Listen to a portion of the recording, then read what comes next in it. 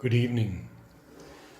Today is the 17th day of November 2016. 43 years ago, the mother discarded the physical sheath to continue the work of transformation with Sri Aurobindo. In the 1954 edition of Savitri, Amal had written a very beautiful piece. Although he left some lines out, he said about this passage of 72 lines, absolutely the last piece of poetry dictated by Sri Aurobindo, in which, with a sound as of massive repeating bells, Narad admonishes King Ashwapati's wife when she protests against the fate of loneliness that will be her daughter's Savitri in consequence of the predestined passing of Satyavan, even as it appeared to be that of Sri Aurobindo's spiritual co-worker, the mother, at the time the master of the integral yoga withdrew from his body. Some lines may be quoted. As a star, uncompanioned, moves in heaven, unastonished by the immensities of space, traveling infinity by its own light, the great are strongest when they stand alone. A day may come when she must stand unhelped on a dangerous brink of the world's doom and hers, carrying the world's future on her lonely breast, carrying the human hope in a heart left sole to conquer or fail on a last desperate verge. Alone with death and close to extinction's edge, her single greatness in that last dire scene, she must cross alone a perilous bridge in time, and reach an apex of world destiny, where all is won or all is lost for man. For this, the silent force came missioned down. In her, the conscious will took human shape. She only can save herself and save the world. Even though all falters and falls, and season end, and the heart fails, and only are death and night, God-given, her strength can battle against doom. Think not to intercede with the hidden will, intrude not twixt her spirit and its force, but leave her to her mighty self and fate. You know, I was told by Babu in the clinic that mother's, she had severe curvature of the spine.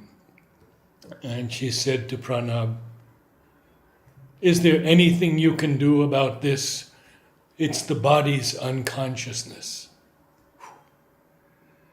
I was there when mother left, and we went in the queue many, many times to see her. This small human body in which the Divine Mother had descended, love in her was wider than the universe. The whole world could take refuge in her single heart. And now we continue with our explorations in Savitri, with our beloved brother, Alok Pandey. We are going to pick up again at page 167, the last two lines, and go from there.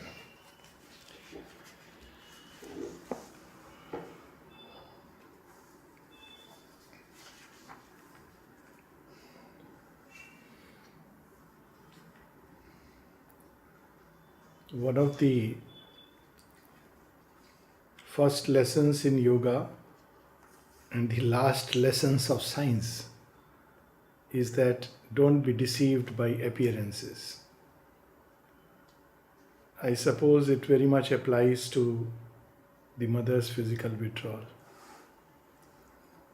Because what we see and the way it is understood, I think human mind is very, very far from the kind of work that she has done.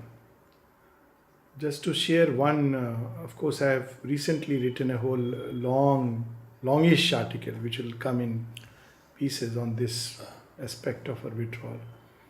But very often we judge by the written word. Now, implicit within this is a presumption that whatever is written, that alone was going on. But very often, what is not spoken or what is not written, a lot more is going on there, and the divine, for her own reasons, does not want to reveal it.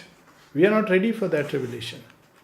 So, very often, when people, based on readings from the agenda or notes on the way, draw conclusions. The big problem with that is that means that whatever she did not speak, that did not exist, but lot more she held back. And what happened during that period when she was not communicating at all outwardly, lot must be going on. Probably on the dangerous brink when you don't speak about it. She describes it in one of her experiences where she is chased by a great flood. And she is on a particular vehicle. Yes. And the flood is racing to destroy the world, and every time she makes a last maneuver and escapes. And if she could escape, the whole world escapes. It's like chasing her and the world. And eventually, the flood recedes and the whole thing is saved. Now, when this image, I think of this image. Imagine someone is driving a whole spaceship through a very dangerous, curvature in space. we can imagine a small little car being driven through a very dangerous space, the dangerous brink. It's literally on the brink, on the precipice. And you were to nudge and ask, tell me how do you feel, and what are you going to do? What would you say? You would simply say, keep quiet. Let me do what I am doing. I know what I am doing. So I suppose towards the end, almost, after the mother speaks of a new body, I think it is 71 or 72. There's almost a gap of an year when she doesn't speak anything further about it. Perhaps that was the dangerous brink, and there was nothing much to be spoken, because if you see how little she would speak after that. Yes. There was so much going on, and I feel that is the period when the most critical events were taking place within a body and within the body of the world. And when we do not understand anything, the best is to remain silent with humility and gratitude. Yes, and those of us who love Savitri, Yes. and who have had contact with Sri Aurobindo and Mother should be so grateful, because the presence is even more powerful now Yes. than And it she was said when that- she was in her body. Yes. She said that about Sri Aurobindo. After he physically withdrew, Mother was asked that where was Sri Aurobindo when he left the body. So Mother says, in fact, his action has become much more powerful. Yes. And the same thing she repeats to Monada in this book, Benedictions of Grace, a new book which has come. She says, earlier people used to complain that Sri Aurobindo is far and distant. And then she says, though there was nothing like it, nothing like that. He would respond to each and every letter, sometimes sitting at night, and yet people had these complaints. She said, but now he is become universal. And then she speaks of the samadhis. She says, just as you approach me now, because she's speaking of her in the physical body, you can just go and tell Sri Aurobindo. He's right there. And he listens to you and he gives a response. So very often when people, I'm going a little different from Savitri, but that's the mood of the day. And we'll connect with it, that, people often say, but who will answer our questions? Well, when Sri Aurobindo answered questions, it was, people received it very often with the mind, and not that everybody who received the answer followed it, because he had to repeat the same answer again and again. They asked the same questions. So it's not that just because you receive a mental answer which we can mentally read. Second is that even when we receive it, people had doubts on that because they understood it with their own mind. Now it's much easier because the answer bypasses the mental understanding and goes straight into the heart. So I feel the answer is like a response from the grace, which is so much more better. So Sri Aurobindo and the mother's action, the same applies to the mother, is far more intense. And of course this is testified by the experience of countless persons through the decades. Otherwise we would not be sitting here. So this is my simple take. Not going into whether the supramental body is found or not. It's like ants discussing about human beings. Let's just know that she is there, she is here, she is everywhere, and she knows and carries the world's destiny and ours in her safe hands. Do we need to know more? So here comes this connecting line. All that we see, all that we have experienced, the mother, Sri Aurobindo, their physical leela, the letters, all this, and of course the ashram and everything, is but a provisional scheme. Yet, was this only a provisional scheme? This is speaking of the little life and man's understanding. So even when they are there in the physical body, how much do we really understand? The story of Swami Shananand, when he was blind in both eyes, and when he went for darshan, somebody asked him, you are going for darshan, you can't see, and Sri Aurobindo won't speak. So what is the meaning of it? He says, even if I had eyes, how much can I see? I am going so that their gaze can fall upon me. And that has been said also, we don't see Sri Aurobindo, Yes, he sees he us. sees us. So the same thing applies very much, because what we see, what we hear, what we experience, what we touch and feel is nothing but a schema, a provisional scheme. There is a greater truth hidden. A false appearance sketched by limiting sense. So when we use the word, her body and a physical withdrawal, etc., etc., I would say, well, if for the rest of it we cannot believe our eyes and ears, how can we believe our eyes and ears when we are seeing? When Amal Kiran went to mother, this had to be given a press note on Sri Aurobindo's physical withdrawal. And the note read something like this: the mortal remains of Sri Aurobindo will be interred in the samadhi. Oh, yeah. And the mother cut it off. She said there was nothing immortal about Sri Aurobindo. Each cell of his body is immortal and a living presence. Now, how will our mind understand it?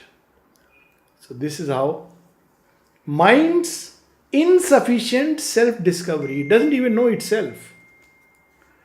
An early attempt, a first experiment. This was a toy to amuse the infant earth. So as long as we feel very proud about it, that with this we can know, with the senses I can see, understand.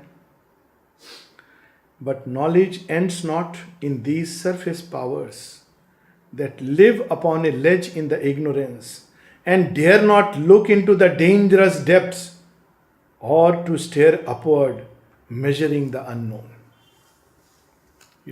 We cannot understand. 74, there is a vision of Nalnida where he writes, written it as a vision, where he sees the mother come and she says, just look at me. Yes. I am still the same. You can approach me just as you approached me. Human and divine. See, I have come in my new transformed body. This is how she says.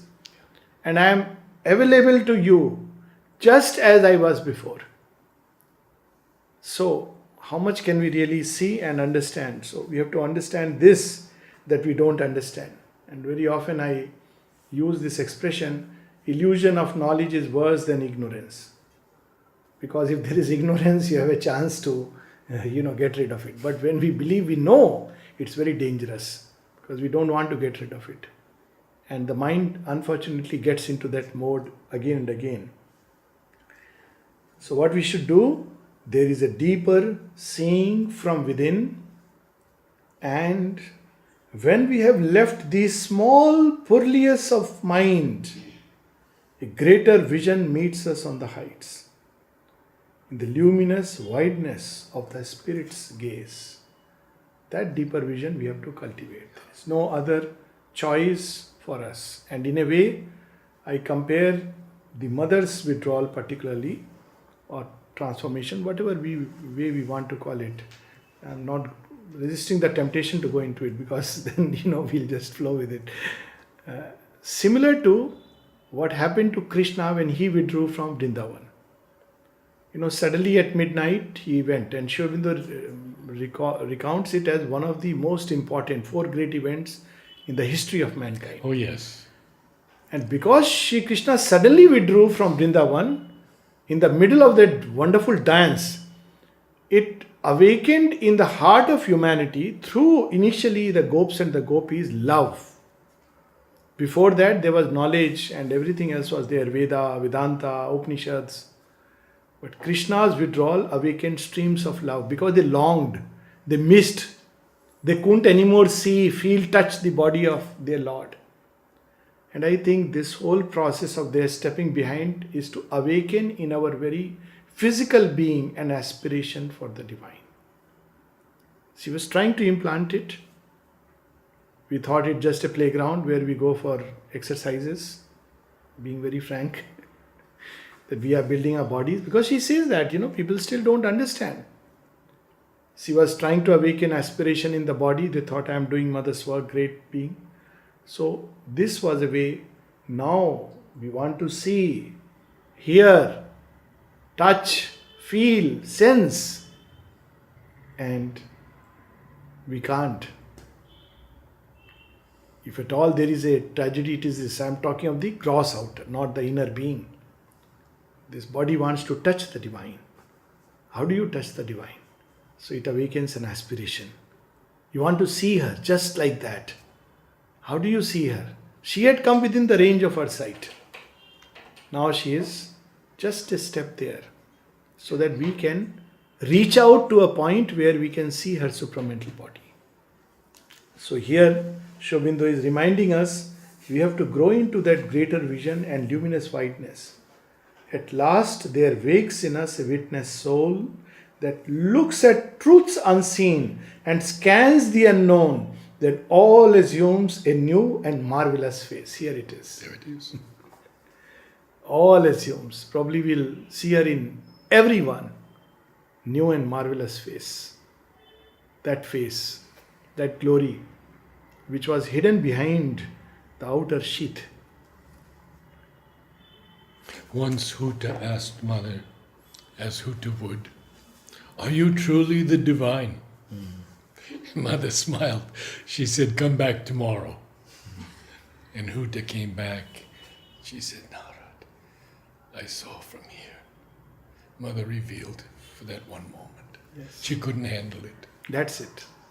So now, maybe few centuries we have to grow, aspire till these eyes can reach, develop that range and ability to behold her supramentalized body. This is how. And it's necessary, because if she is right within our mortal range, we are too satisfied with this. We don't dig deeper inside. The world quivers with a God light at its core. Imagine, look at this expression, quivers, throbs, thrills.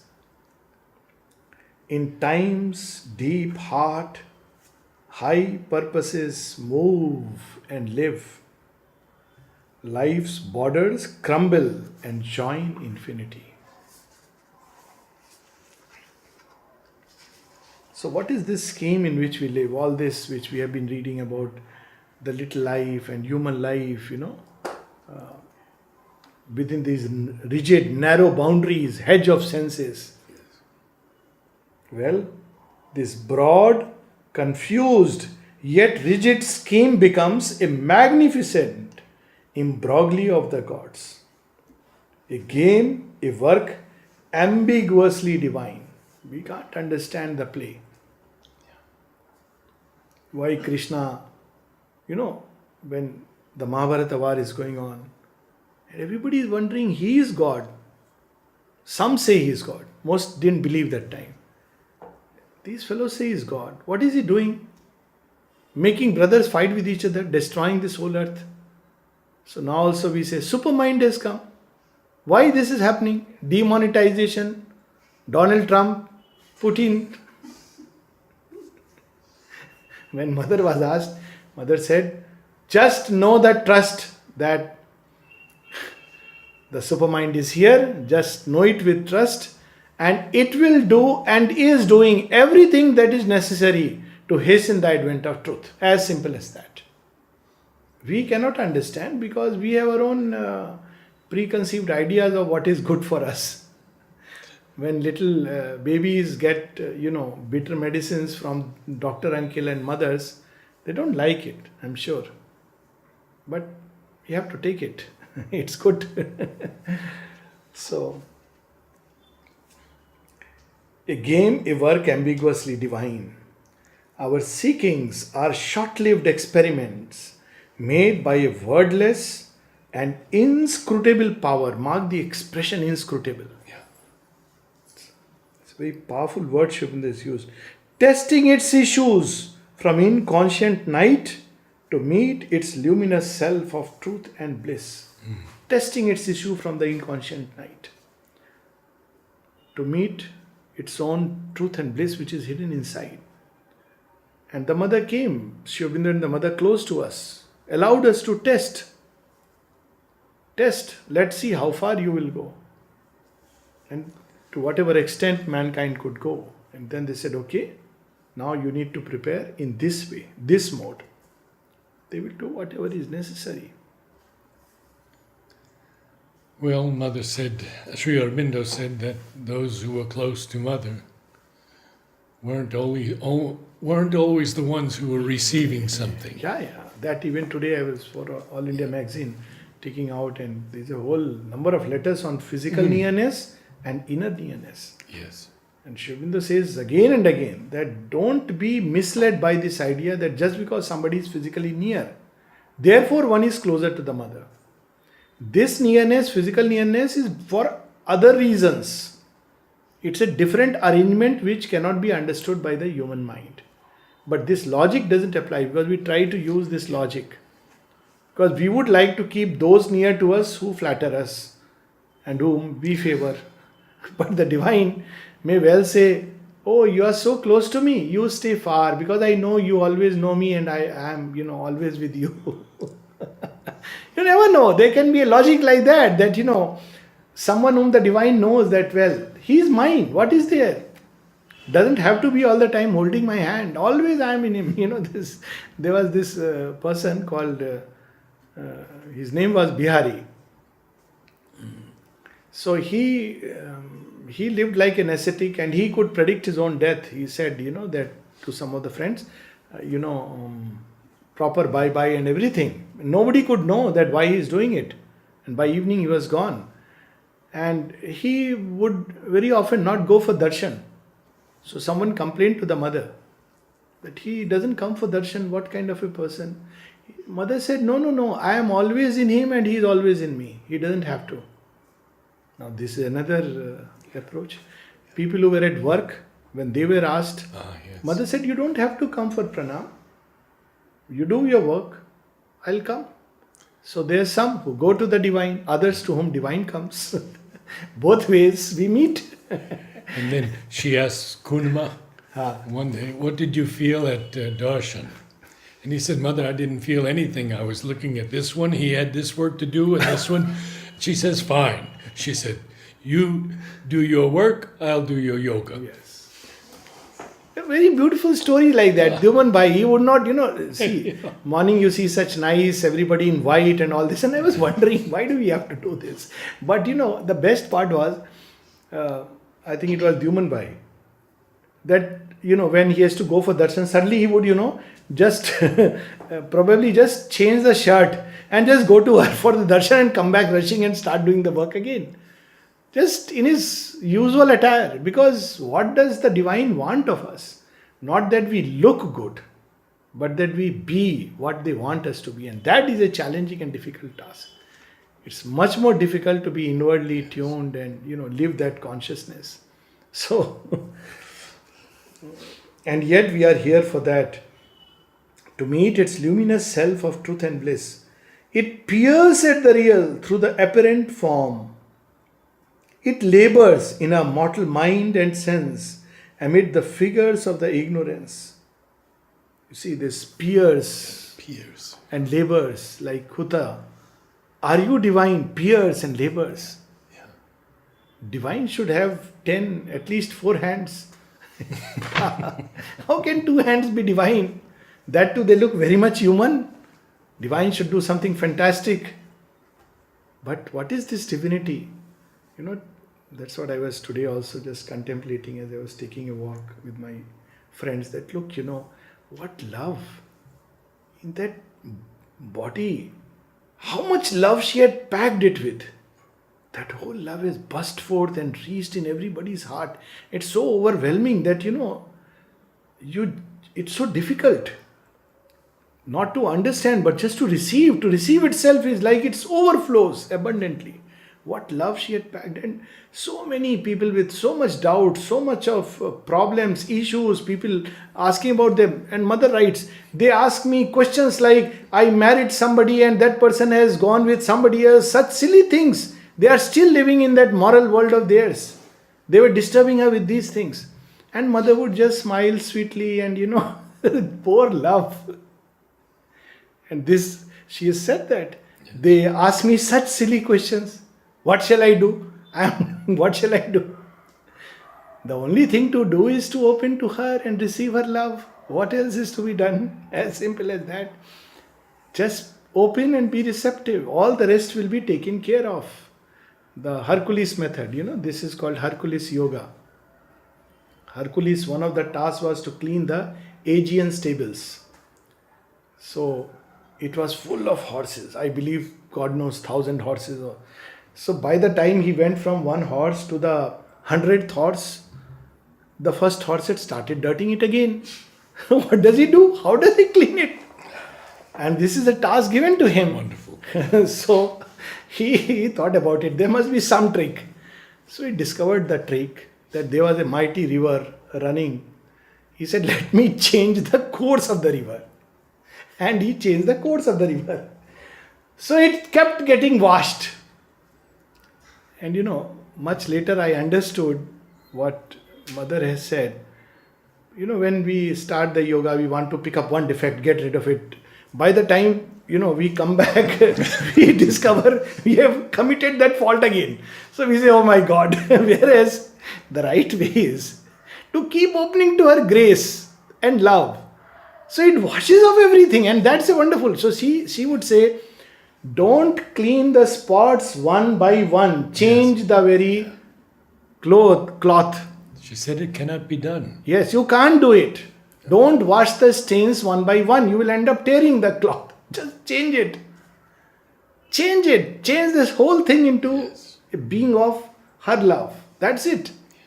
If you pick up, start doing it, and sometimes the ego can take a great pride. I'm working upon myself. That too she said. Oh, these mentalized people who talk about working on themselves. Oh, this was my ego. This was not my ego. This was. Of course, we all start like that. But at some point you discover how silly it can become. Because, it's like an Aegean stable. And there are thousands and thousands of horses and wild beasts.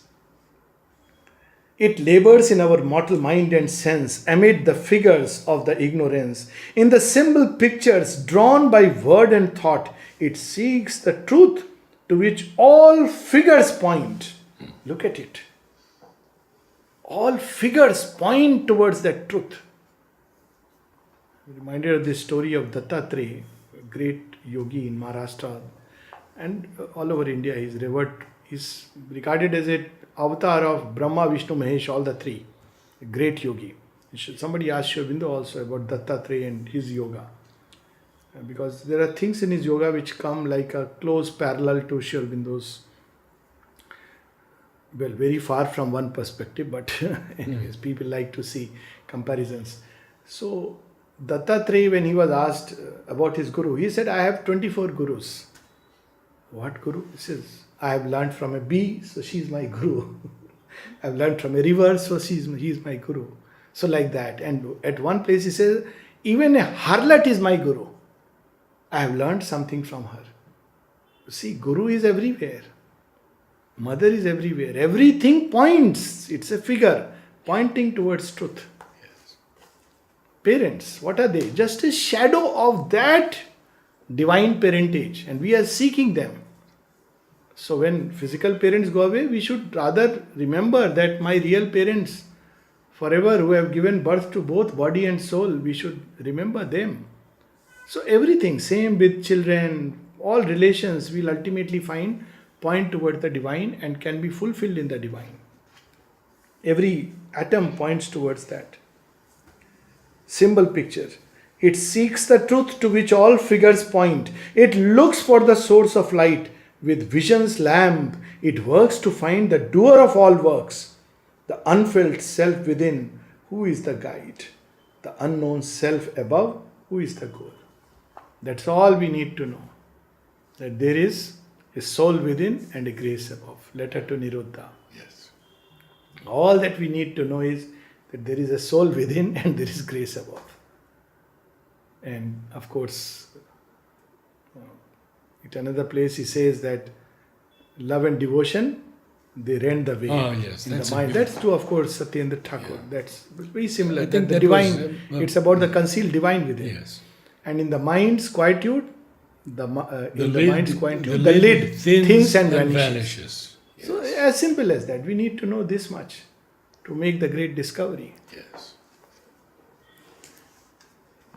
All is not here a blinded nature's task, and we make even the divine Leela as if it's a blind task. Oh, mother went away, this happened, that. Just imagine for whom we are saying. What do we understand of any of our actions? Why she was born, why she took a human body, and the Leela of the last day, the last scene, and we make our judgments. So, a word, a wisdom watches us from on high, a witness sanctioning her will and works, an eye unseen in the unseeing vast. There is this eye. There is an influence from a light above. This eye unseen, of course, is the truth's own home.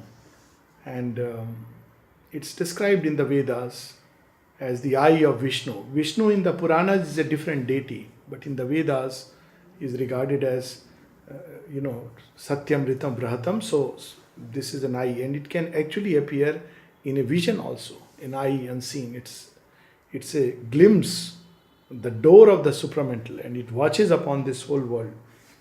There is an influence from a light above. And repeatedly, even about the yoga, Aurobindo says, all at one place. Usually he would say, open to the mother. And at one place he says, all depends on whether you can open to the influence or not. Influence with a capital I. All depends on this. This whole yoga depends on this. It doesn't depend on intellectual brilliance and how many papers you can write on Aurobindo, how many talks you can deliver, how many years you have spent in the ashram. Nothing.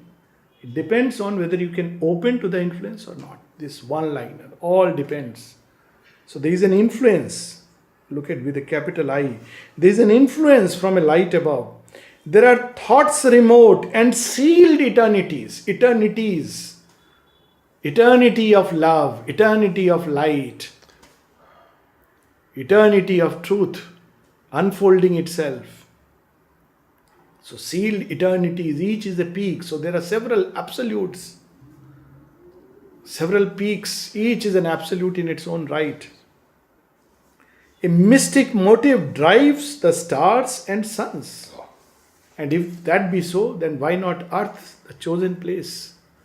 So we should always stay at peace, not be disturbed by the world events, because we can try to understand it, which is good.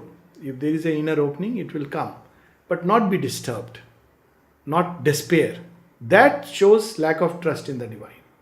If divine is there, then despair is absurd. If divine is not there, then existence is absurd. Logic, very simple. QED. If there is no divine, existence is meaningless, then why question such things? And if there is divine, then worry and despair about anything is absurd, because he is there. In this passage, from a deaf, unknowing force to struggling consciousness and transient breath, a mighty supernature waits on time. The world is other than we now think and see. Our lives a deeper mystery than we have dreamed. Not only we have thought or conceived, even then we have dreamed. We don't know. See, so many of us, I wonder, and every one of us, I am sure, feels Mother's love and grace. Try to think logically why. No logic to it. All of us would be from external understanding defective pieces. Why picked up? Only the grace knows. No other way you can understand. So there is a mystery, this world, because the divine sees the inmost soul, which we don't see. This question was asked to Nalnida, why special grace to Arjuna? Other Pandavas, they were very nice people. One was truthful to a default. Another is a tapasvi like Bhishma. Vidur is a Mahatma. Such great people. Karna, generosity. Arjuna is only good in arrow shooting. Otherwise, his nature has all kinds of flaws. And he loves Krishna. That's his, he trusts Krishna. Whatever you tell me, I'll do it. But still, if virtues are a, sign of closeness to God, then certainly Arjuna was not the most virtuous.